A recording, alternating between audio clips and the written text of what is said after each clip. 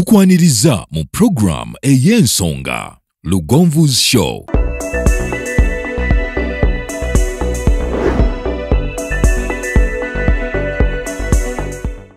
Tubaniriza nnyo once again ku Lugonvu's Show kwetuli mwebali nnyo mwebalire ddala ng'oli mupya nga leero lwotwegasseeko nkwegayiridde nnyo tovaawo nga tosubscribinze koonera ddala ne mukadde ofunenga notification.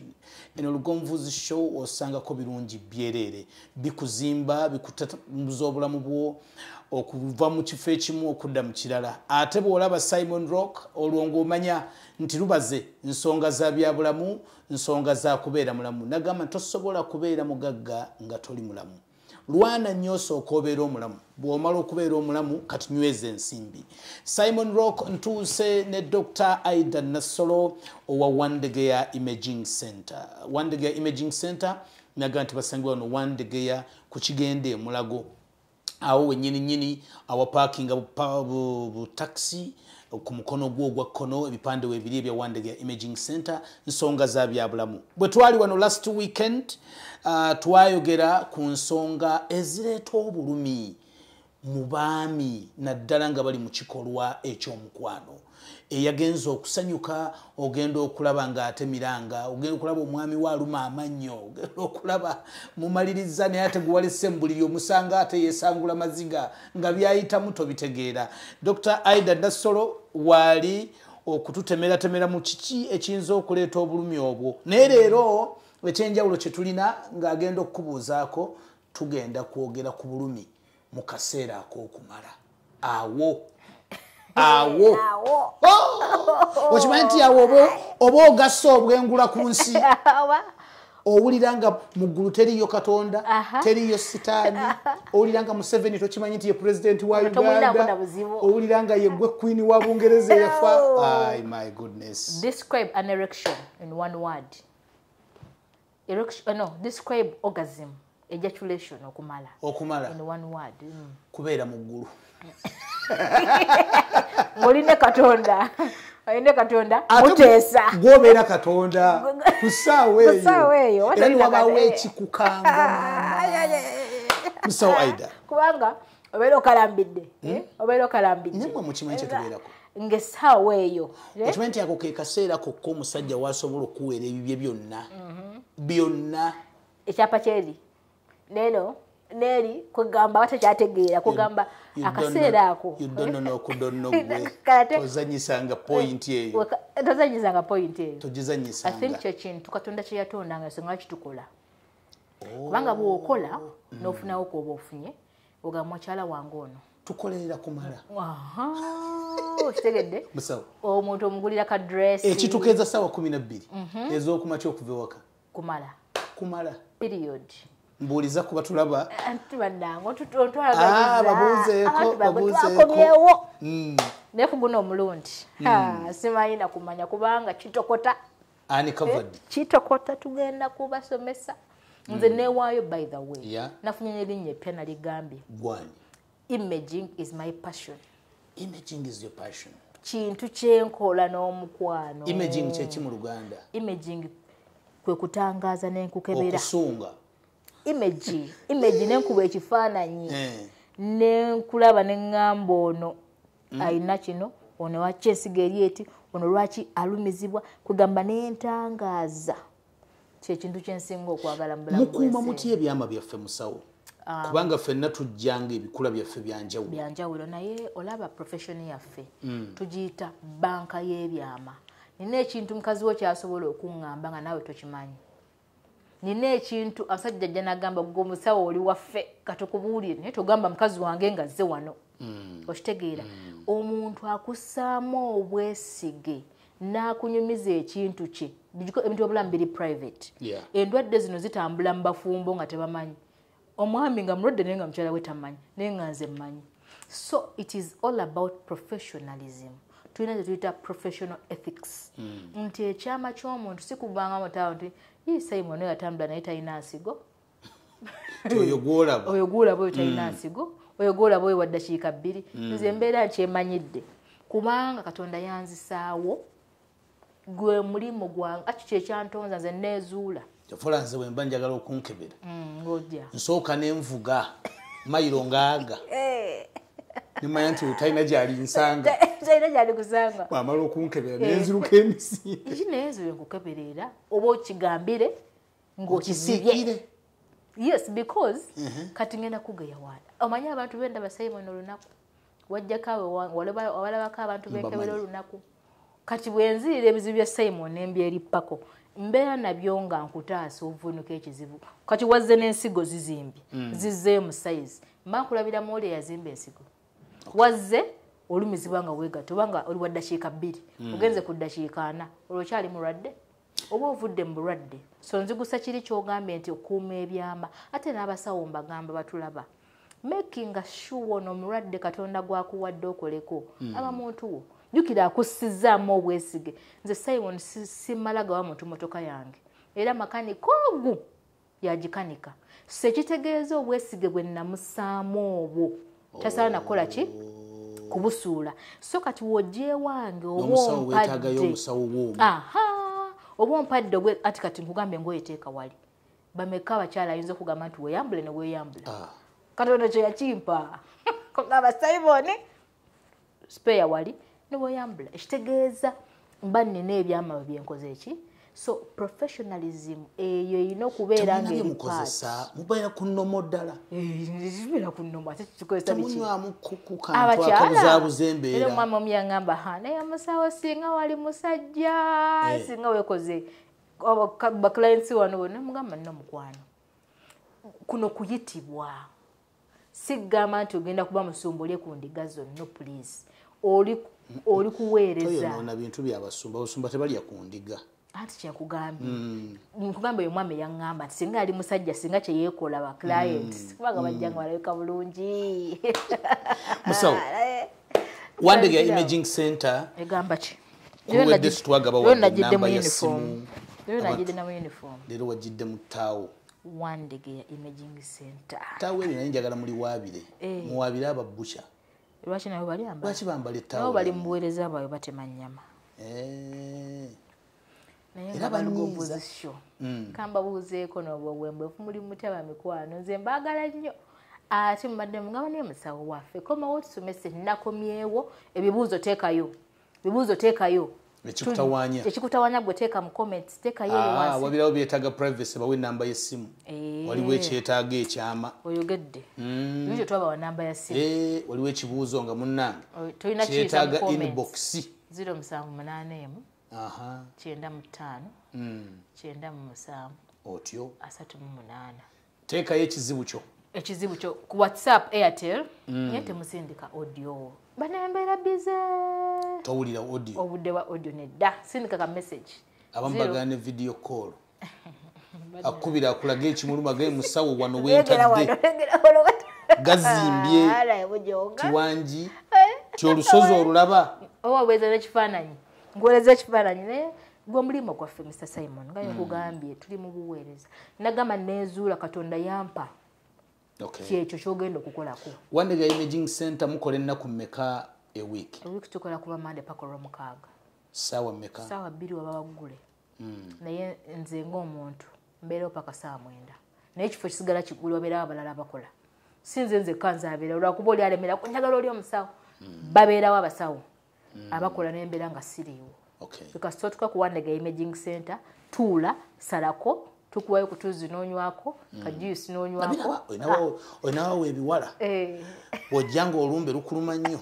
Weekanga okkakkanye. Waliwo ekitulawo ekyengulwa. Kyampitako kino ekifuluma. Kyagenda okudda nga ndi mulamu. N'ongamba kampone ekiraga ettaaki. Anti najja ndowooza sisituka. Kale kyagenda okudda nga nakisituka 7. Tugenda ku ejaculation. Yes.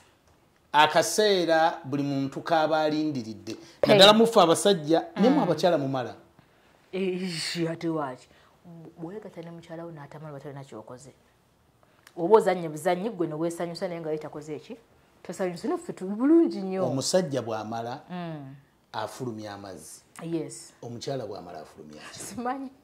Sijja afulumya naye kisinziira. Mumala muki.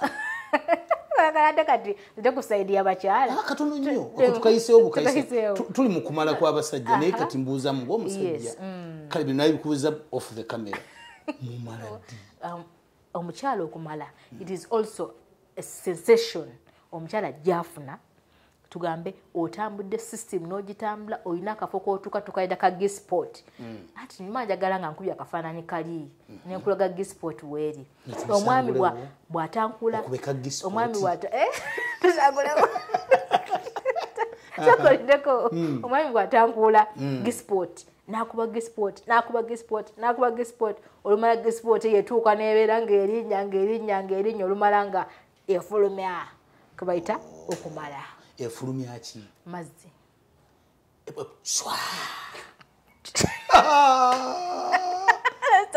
waliwo nno b'olinda cwa be ayo biso gakoba be zekubuulire baziba katalina kyaleeta oba obaako wootatuuse naye ogaa n'otuuka nodde nogambawayo kinga toleeta katalina kyaleeta obulumi mu kaseera k'omusajja okunyumirwa ng'amala ye topic tosekanange twayogera ku pain before bajjukira bulungi netwogera ku pain during the pain katuli ku pain wano nga ejaculation because awona tuli mu sex atandika temunnatandika kwegatta nawe twagambye omusajja because nze ngenda okuva okunaaba omusajja omusanga akoze emundu ekoze n'atalinda nakunaaba already sex aba atandise eddaawo oluba okukonkona ku luggi kati eri act kyetwogeddeko nti eri ejjanga oli afuna burning sharp pain discomfort generally discomfort okubanga omuzanyo tegutambula bulungi tugenda ku pain that occurs ejaculation yawo obuzibu bugenda kuva ku prostate obuzibu tugenda mu baami abo bakuze prostate mu Luganda kiki 35 atatuuka ku nkaaga aba kankana bukankanyi prostate mu Luganda kiki prostate omuganda yakawa erinnya bakayita oba obutungulu bw'omusajja oba omwami musajja muganda yaŋŋamba bakayita obutungulu bw'omusajja oba kakulanga aka onion neokuba ku sikaani wali ng'okalaba okalaba nkalinga akatungulu kalinga kasuwa bwe katera nga wenna kakubye kano nkaluddemu nkamanyi bulungi okalaba ate nze alina omukisa ogukalaba kubanga ne mukyala wo takalaba olaba nnyo obutungulu era nako omwami wange oluyita emyezi mukanga mugamba jangu nakatungulu nkalabira mu sikaani ate naakalabirawo kinga omwagazaki mba nina okukalaba kubanga n'emyaka gyatuusemu mba nina okukakebera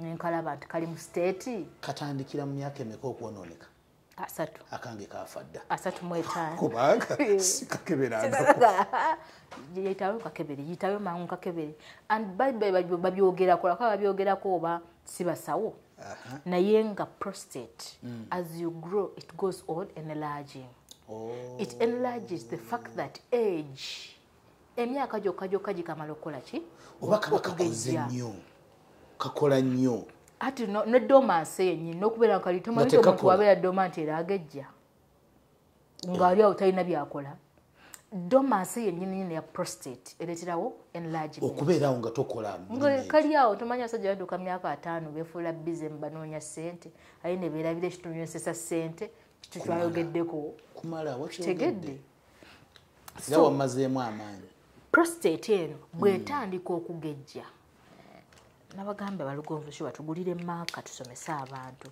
muzira kisa tugulire maaka prostate bwegejja jukira this is the normal size ebeera between 15 to 30 inches cubic centimeters webale nnyo sebo ye normal volume wali ku scan kati bwetandika okugejja laba bwejja neeyingira eno kavudde mu katungulu akaganda kifuuse ekitungulu kifuuse kino ekitungulu bino bwe tugula mu katale kaleevu bwe kigejja laba we kizibikidde ekkubo kyova olaba omuntu awadde prostate ng'egezze atandika okufukaafuka laba kitandisa okunyigiriza akawago akaleeta omusulo kinyigiriza buno obuseke omusulo mugenda okukola enkwaso mwe zigenda okukola ki okuyita kati ono omwami aba aleeta yeegatta atandise okuleeta agamba naye enkwaso ga tezijja akooye naye alaba taleeta kubanga vacu munene. The prostate is starting to enlarge. Endwadde ssatu ezitawanya prostate. One is prostatitis, inflammation of the prostate. Okuzimba ng'ezimbe obadde tubuyita chronic prostatitis. Chronic prostatitis is inflammation of the prostate. Chronic inflammation of the prostate. Nti singa obuwuka bujja n'egenda ng'ezimba chronic ekintu ne kiriwaawo netandika okugejja neyingira system ey'okwegatta eventually ogenda kutuuka nga ne bwembanga mmala bwenti ngampulira pain ng'ennuma ngampulira ng'amazzi gye gava agakola ki agannuma. Yes. Ekyo tuliko ku pain olwaleero. Olumu nno ffe kitutuukako ng'obadde oluddewo okwegatta. N'ofuna pain? Lw'oba ogenda okwegatta ago agasooka okujja. Galuma. Ngenda kikolako research. Galuma. Nakikolako research. Olumu kayinza tolina prostatitis? Ate nze mmanyi biza n'okuba byebinnuma. Oyinza okubanga BPH, benign prostate hypertrophy, eno yaba myaka 4 abakuze. Negenda ng'egejja. Oli myaka gyennyini. Negenda ng'egejja ogenda okutuuka abaaye nze nkubuuza waaye nga toleeta nga nkooye waaye nga toleeta ndeeta. Ogenda okugira ng'empewo ng'ejjawe ate empewo eruma. Tukitereezeemu eddakiika 2. Okumala empewo kiva mu kuba nti weegattagatta nnyo spams zaakugwako nedda. Olugendo luno spams mwe ziyita luba lulimu obstacles nga tugambye nti prostate eno egenda n'ezimba. Bw'ezimba it obstructs the route at which the sperms take. Ziziyiza. Kati route eyo totambula ng'omuntu bw'alina kukola ki? Sperms tezijja butereevu. Okitegedde bulungi. Zijja ziwagamira. Kati wali badde otuuka nti kati mpulira nange embikooye njagala kumala ng'ate amazzi gajja. Jjukira ggwe omwami oba ku set ng'ogawulira nga gajja. Yes, kati ate ogenda okuwulira tolina kyoleeta. Omukyala akubuuza yiyi jjukira buli w'ogenda long distance n'omukyala akala. Okitegedde n'afuna vaginal dryness. Yakivudde mudda naye akikooye oli wali olubuwunga nno tutwagambye buli bwa muwogo. Olwo gw'otyatwala ono atuuse ku dryness. Bw'atuuka olwo ng'otandise penis naawe etandika okukuluma. Olugira ng'obivaako buvi nga kuyiira amazzi nga weebaka. Sawo tugende mpola mu kumala empewo. Wantu awo waliwo nno omulamwa. Okumala empewo ne volume y'amazzi agamalwa. Waliwo olumu lw'omala volume nga naawe ogiraba ntono. Nwabawo lw'ofulumya eddusu nga ttondo. Ogenda okumayo olwayo. Naddala ku mirundi emeka gy'oba weegase. Bulwadde okumala gwafulumiza amazzi oyinza obutagategeera. Naye ono munno kati ffe tupimira wano nogamba naye Simon kiki kino kyaleese. Simon wano anti kati nze nzaalaba byontaddemu ate gwe obisigazizza. Mugawulira nga gayingira. Ogawulira n'ogalaba ogalaba. Era talina kyaleese ogamba naye nga tolina kyoleese. Gundi gwe. Tobanga wagayiye wannalukuuta. Ekyennaku togenda gamba mukyala wo nti nabadde nnumizibwa. Wabula ojja gamba naye essimu ya musawo Aida oba eriwa. Kakati musawo nfunye emergency wano. Mbadde ngira naye omwana ayagala afuna lubuto nga tafuna. Ate nange amazzi ndaba myaka. Amazzi ndaba. Todda mukoona wano nkoona ku mutima. Oli myaka gyange egyennaku. Nakudda waggulu be bakyasinza ofuna ekizibu kino agenda otuuka takyega tabula akankana bukankanyi.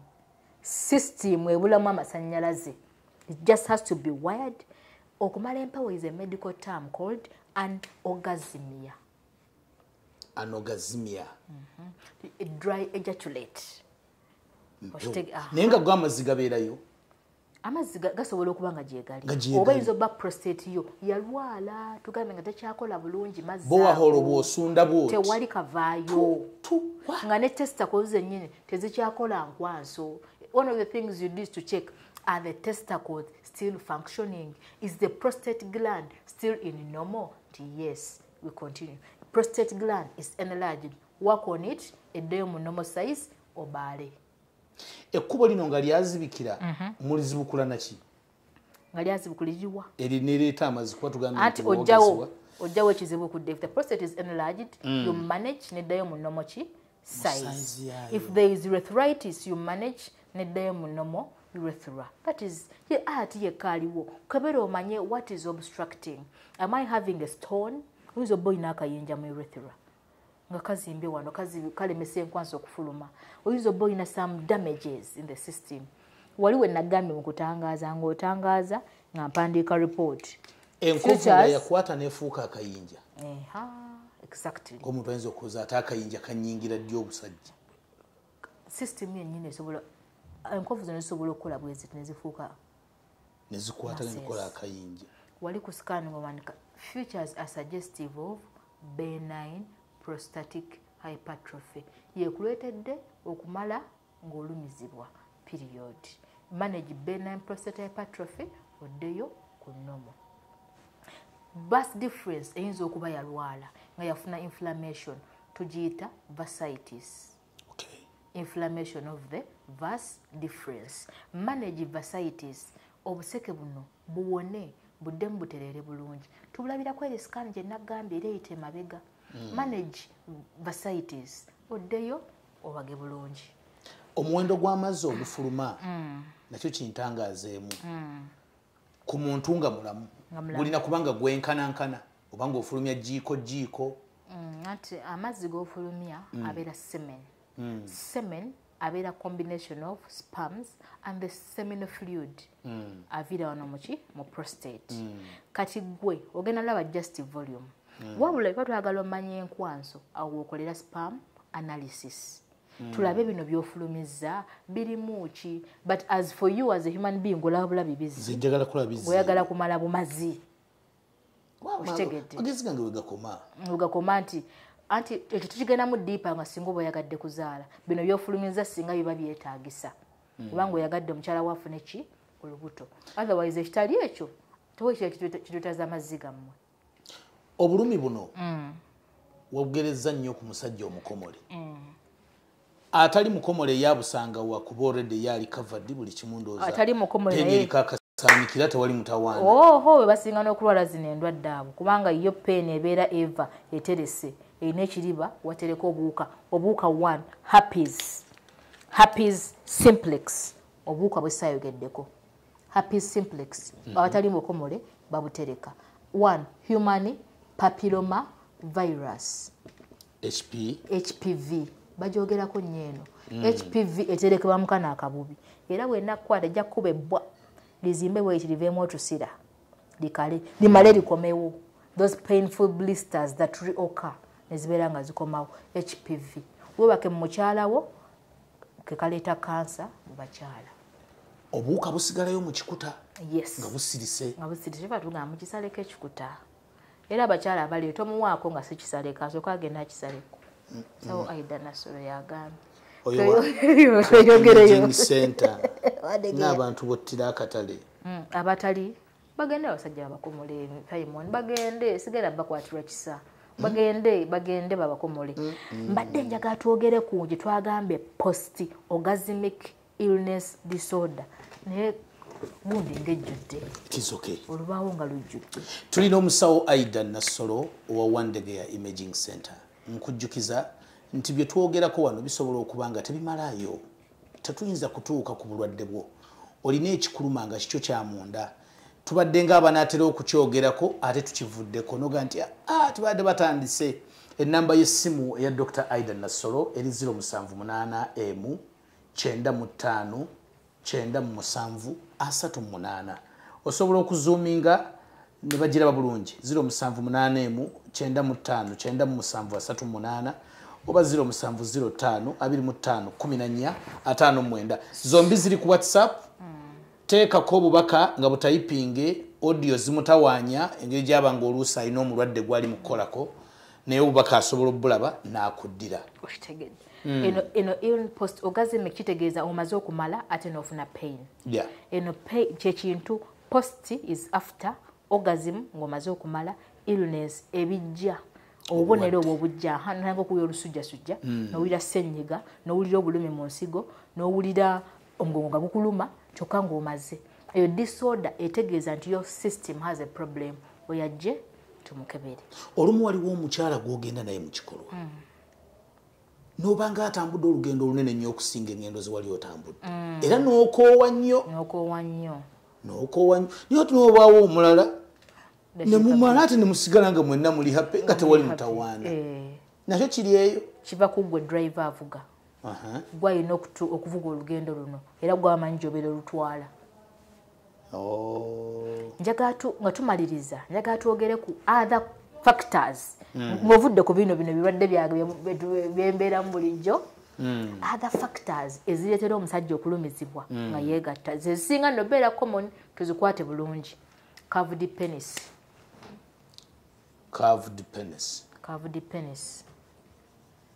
penis eyakyama olagirabyeko najjolo siri muntu wagunde kubanga nina omuntu omu naye balaba abasawo abalwadde bajja field yange olina jjanga alinga amakoona g'emalongo kati eyo tekola ki wevuga ekuba ekola ki wevuga bala wano ku mutwe wabe abange enkolombojjo aye sayo basonyiwe abaneka najjolo ku mutwe kati eno kavudi yate eyingira dda mugumba eyingira dda mugumba mpocho genda tegedde obona bulwadde anti yizo babu zalebwo nga penisi yakyama yizo okuba yalwala endwadde ne zikyamya ona ngembo aba yafuna ekitege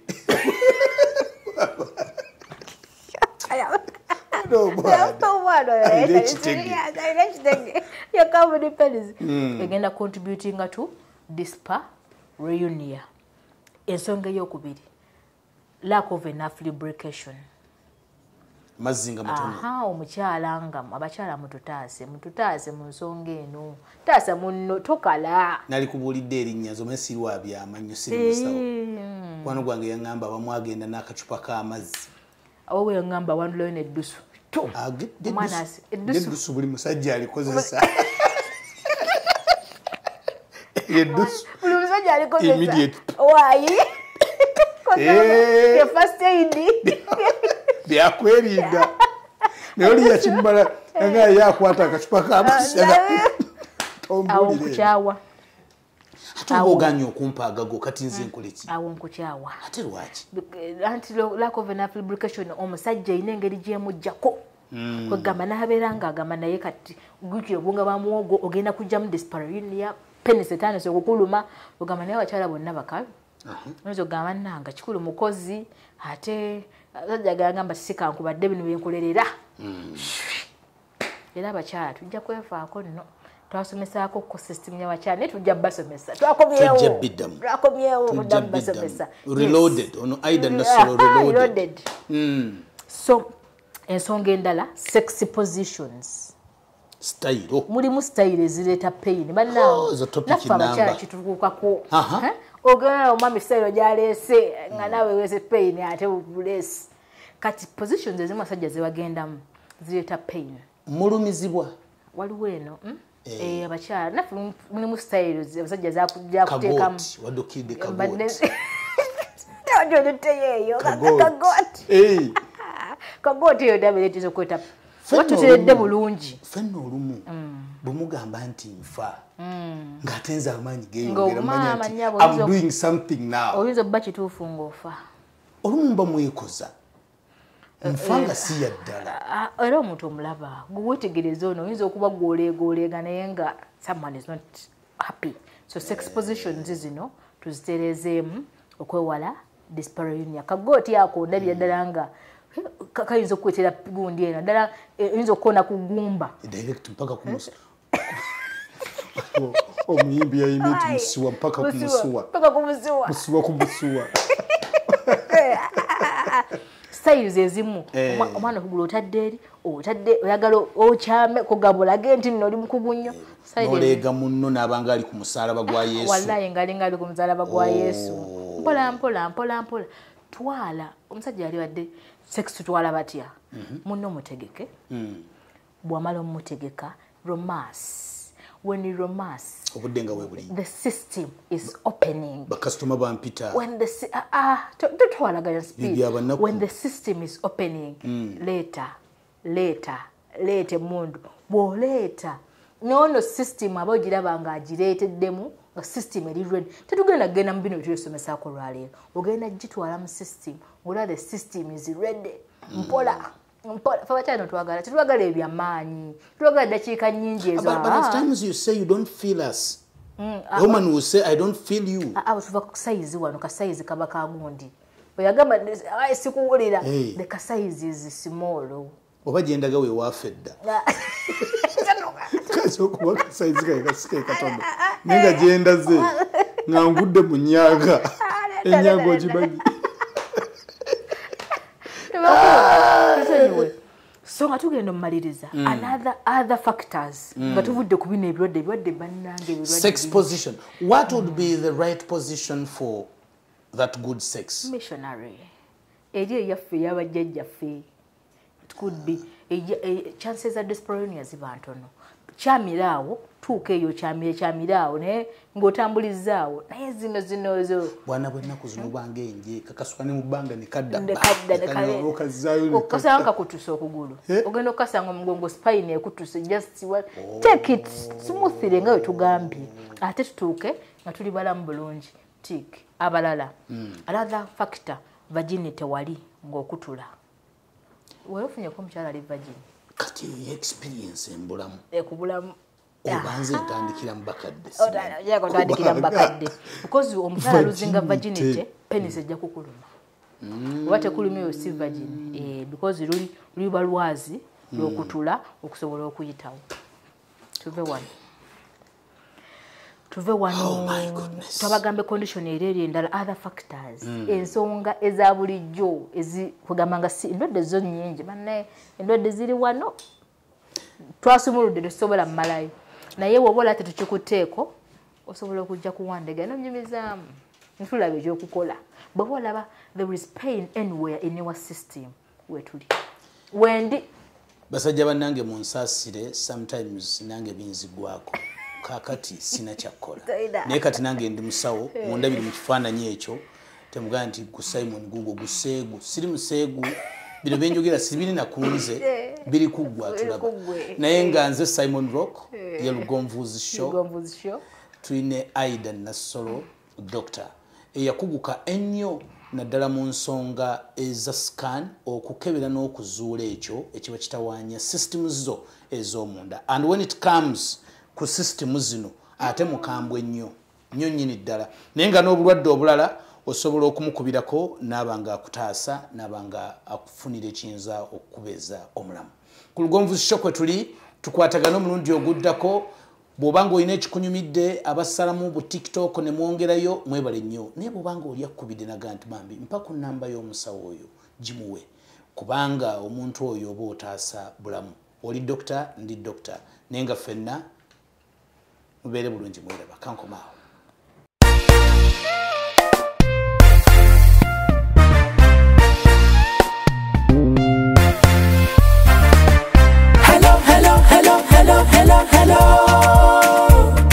Yefe Hillview Primary Checho Primary Twaja kusoma siku lya mmere siku lya mmere nakalo matanga ketwafuna ketwafuna Masaka City mwetusangibwa awo mwetusangibwa abazadde baffe mwebale okuweerera naffe tusoma abasomesa mwetubeebaza okunyiikira nga temukowa tujja kusoma bakalasiti